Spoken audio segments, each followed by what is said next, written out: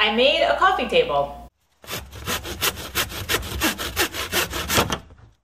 This table is made from white oak with some brass accents, and I had a few challenges with this build, one being how to cut such large circles, 2, the design, and 3, how to finish it. But luckily that third one was covered by the sponsor of this video, Topcoat. They make this really cool product called wood grain filler, and you put it into open grain woods like oak, normally to prep for paint or to make a glass-like finish. But what I decided to do was tint it to create this cerused oak, limed oak kind of look, and I'm really happy with how it turned out. So stick around to see how I did it. Oh, and it's on wheels.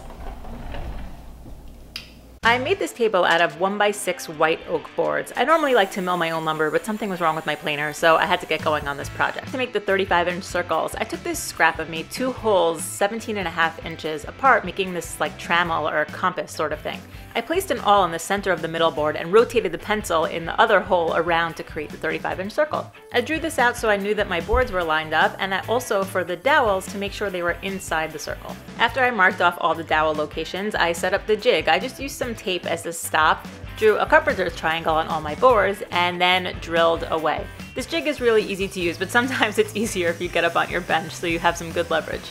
After the holes were drilled, I used a countersink bit so the glue had somewhere to go or that the ends of the holes would not swell up and push my joint apart. And now all the boards are ready for glue up. I'm going to give you guys a little bit of a warning here. This first glue up is not so pretty. I learned a lot from my mistakes, and the second one is definitely a lot better. So first mistake was that I started with a small bottom. Ouch. That top board was not banging into place because it was wider than the boards under it, so I put it in the clamps and squeezed it together, and then I got smart and used a screw clamp to keep everything stable on my table. If you follow me on Instagram, you know what's about to happen. Don't worry, my fingers, okay. It was just a little black and blue for a couple of days, but you gotta keep going on, just shake it off, continue with the glue up. Finally, I got all the pieces into place and I was able to set them into clamps to dry overnight. And now for the second panel, I learned from my mistakes and I started with the middle out. This way there was a wide board that was stable and I had 2 smaller pieces to deal with, and then I could take those 2 smaller pieces, put them together at the clamps, and it was way easier, way quicker, no fingers were damaged in this glue up. While that was drying, I worked on making the circle cutting jig for my router. I unscrewed the router base plate and used it as a template on the scrap piece of plywood for the jig. I used 3 bits to make this jig. 1, the biggest Forstner bit that I had to make the center hole. 2, a regular twist bit that was slightly larger than the screws that my router came with. 3, a larger Forstner bit that I set a stop on the drill press, making sure I didn't go all the way through. Once all the holes were drilled, I could attach it to the router base using the screws that it came with, making sure not to over tighten so it didn't crack the thin plywood. Next, I needed to measure 17.5 inches from the bit onto the center of the jig. And I realize now I could have just turned the jig upside down and marked it that way, but this way works too. After finding the center of the board, I was able to get my mark for where to drill for the 17.5 inch radius. I nailed the jig into the center of the panel and good to go. So this took me about 20 minutes to make this circle, which I don't think is too bad for a trim router in white oak and with vacuuming between each pass. I used an upcut spiral bit for this, which I think is perfect for the situation. Now, I didn't mind drilling a hole in these panels since it was going to be on the underside of the table, but I made a video a while back of how to make circles without making a hole in the center of your board. And if you want to make this table, I have a link to my website down below that has the cut list and the materials you need to get. Now that the circles are ready, it was time to work on the legs. So I was kind of designing this as I was building it, and I wasn't sure what I wanted the legs to look like. So I started milling up these rectangles for the legs. And I didn't think the 3/4 material was going to be strong enough to support the circle, so I decided to glue them together to create 1.5-inch pieces. And I glued them all at once. Some people put wax paper between these glue ups. I didn't think it was necessary. A little bit of a mistake I made here was that I milled these pretty close to its final dimensions before the glue up, so I tried to get them to be as perfectly straight as possible, which of course didn't happen. So I had to just clean them up on the table saw. After they were all cleaned up, I used my crosscut sled to cut them to length, and I cut them all at the same time, which made it really quick and easy to do. Then flip them all over and cut the other side. Next, I needed to mark the locations for the legs on the circle. I got these marks by first making a cross on the circle. And then I took the distance of those 2 points on the end and found the halfway mark. And then I connected those halfway marks, and then I was able to get the perfect locations for the legs on the table. All right, time to take a little break with this build because I've been sitting here for a little bit trying to decide what to do with these legs. My original plan was to do just straight legs, and then I wanted to add some sort of visual interest to them. So I glued up all these pieces to make the arcs to attach to all the legs. It looks nice, it looks good, but I don't know if it's really my style. So I've been sitting here trying to figure out what to do, and I turned the leg over on its side. So I really like the more narrow view of the wood from the front. So I think I'm gonna do it like this. And I also think that this doesn't need to be a rectangle. I'm gonna make it into a square. But to add some interest, I'm going to add some brass rod. Arcs out, brass in. Moving on. So I took the rectangles I glued up earlier and cut them into squares, and then they were all ready for joinery. I'm going to use dowels for the legs, and I wanted a dowel to be on each side of the glued up leg, but then I thought it would be stronger with 2 on each side, so I ended up with 4. I marked the center line of the legs, lined it up with the lines I made on the table earlier, made some marks, and created 4 quadrants, and then used it all to mark out the locations for the dowels. Then I just drilled away using tape as my depth stop. In order to mark for the corresponding holes on the mating piece, I use these dowel center points, and it really doesn't matter where you drill your holes, the marks on the points will just be where your holes were on the other board. I made sure to label all these pieces because each one is going to be different. I continued going around, doing the same thing to all the legs, labeling each one as I went around.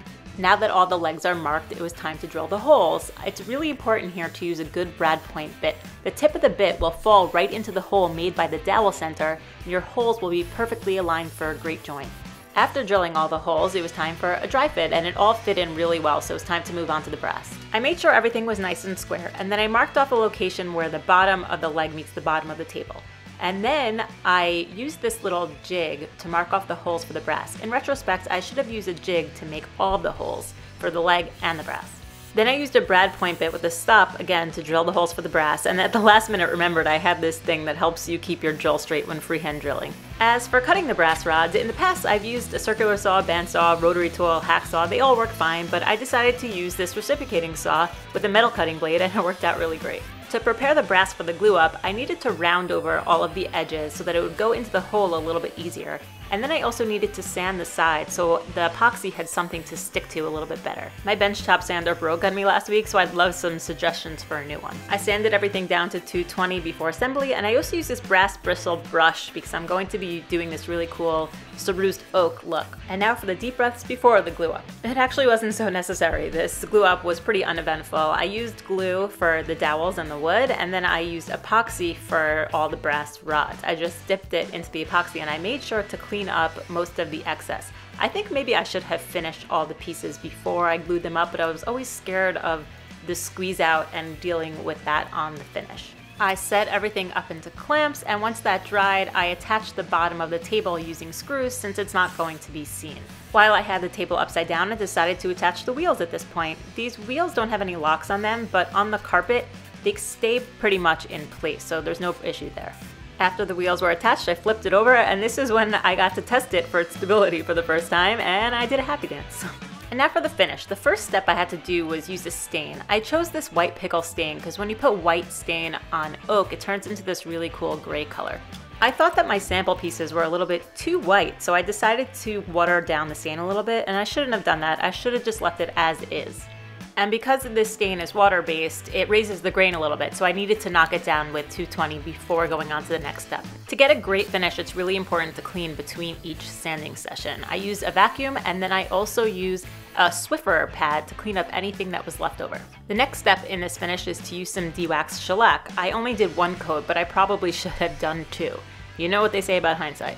Now the piece is stained and there's a coat of shellac, and it's really ready for finish.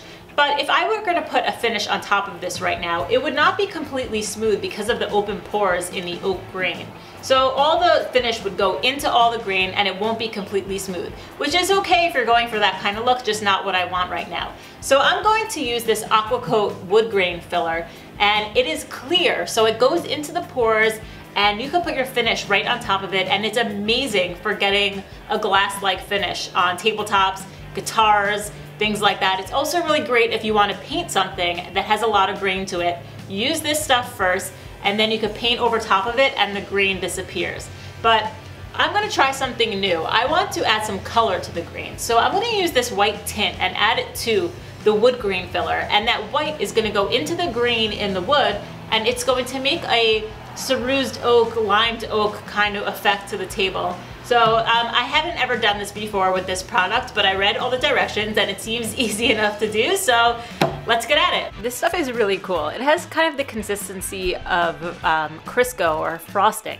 And I used a very little amount of tint. A little goes a long way. And that goes with this product also. I barely made a dent into this jar and I did 3 coats on this whole table. So do you see how the white color is going into the grain right now? That's called limed or cerused oak, and it's a really cool contrast. Once it's dry, which takes about 30 minutes, you need to knock it down with 320 grit to remove any excess that's sitting on top of the wood and not in the grain. I think my issue is that I sanded just a little bit too much. After using the grain filler 3 times, it was time for the top coat. I used this aquathane because it is formulated to be scratch and mar resistant. You guys know I have 3 kids, right? It's water-based, so it dries super quick, and I sanded between each coat. It's meant to be sprayed, but I'm not very good with the sprayer. I always check for imperfections with an angled light between coats, and the last step was to clean up the brass rod with some steel wool after the top coat dried. There you have it, it's complete. I'm really happy with how this turned out. I really wanted to build this table for quite some time. I just really didn't know how to connect the 2 pieces, and I'm really happy I decided to switch it up mid-build and use these brass rods instead of the arcs. So let me know what you think about that.